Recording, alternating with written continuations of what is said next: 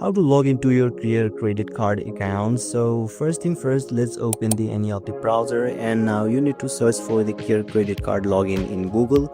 So once you search it, you can see there is a link at top on in the screen. So you need to tap on that link and you will be redirected to the official website of CareCredit, where you can see there is login button at the middle of this screen. So just tap on that button, and now you'll be redirected to the official login page on the CareCredit card account. So you can see it is asking us a question: have you completed the new sign-in experience? So there is two options: yes, continue, and another no, not yet. You can choose any of them. Let me choose no, not yet for now, and let's scroll a little bit down, and you can see it is asking us for our username and our password. So simply enter your credentials in here and finally tap on login, and yeah, you will be able to log in successfully. But by chance if you have forgotten your username or password, so let's scroll. You can see there is option in here, username and password, just down below of login button. So just tap on that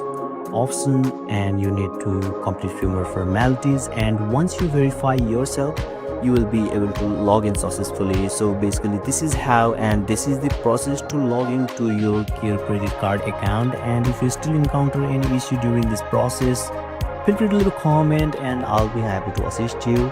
Thank you for watching, and I'll see you next time.